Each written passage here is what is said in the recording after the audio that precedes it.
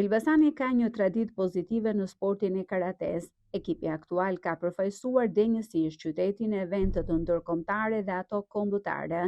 Në kampionatin kombëtar, Verde Blut gëzojnë titullin kampion, ndërsa kanë seleksionuar 21 medalje ari dhe argjenti, si për femra ashtu edhe për meshkuj.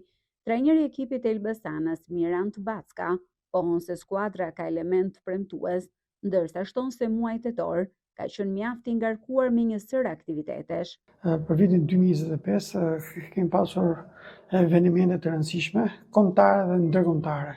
Ndërto, deri tani janë bërë 11, 4 kanë qenë kombëtare dhe 7 ndërkombëtare.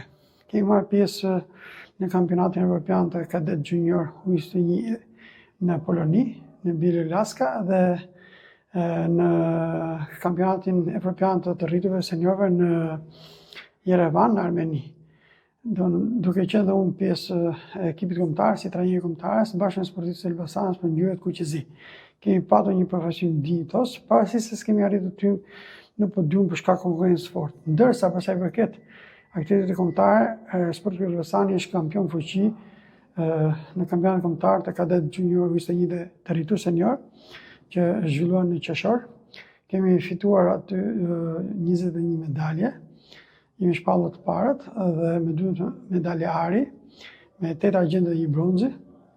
Në Kupën e Republikës që u bë tash prapë në Tiranë në tetor, neve kemi patur muajin tetor ka patur një bum aktivitetesh, ka 6 aktivitete vetëm tetori. Kemi qenë në Strugaope në 5 tetor me pak sportistë, domethënë me 4 sportistë fituan 4 medalje, gjithashtu në Tetova në Kupën e Artë në Maqedoni, edhe aty po morëm gjithashtu 4 medalje. Ka shkëlqyer sportistja Amira Backa, është premtuese për të ardhmen, si Strugaope kampione dhe në Tetov kampione, gjithashtu në Kupën e Republikës kampione, Kupën e Ambasadorit të Japonisë kampione, kampionat kombëtar kampione, do në premton për të ardhmen. Në Kupën e Republikës na ka nderuar ekipi i femrave, nga 21 medalje që morëm në total me 2 sportistë, 10 medalje ari, nga këto 10 medalje ari, 9 i kanë marrë femrat. Dhe me pjesën tjetër ka marrë djemt, domethënë. Aktivitetet e radhës janë ato me karakter kombëtar dhe ndërkombëtar, të cilat do të mbahen në Prishtinë, nëse eventet kombëtare sponsorizohen nga pushteti lokal. Ato ndërkombëtare, thot Backa, mbulohen financiarisht nga vetë sportistët. Për këtë arsye ai gjen rastin të kërkojë mbështetjen e shtetit. Për sa i përket aktiviteteve ndërkombëtare, sportistët tanë shkojnë me shpenzimet e tyre personale, ndërsa për sa i përket aktiviteteve kombëtare, ato shkojnë me shpenzimet e Bashkisë Qytetit të Elbasanit, ku gjejmë dhe rastin ta falenderojmë për mbështetjen që na ka dhënë. Interesi i të rive për sportin e karates është në rritje. Ky sport, shton Backa ndër të tjera, ndihmon në rritjen e vetbesimit tek nxënësit e shkollave, në një kohë ku fenomene si bullizmi po shënojnë rritje.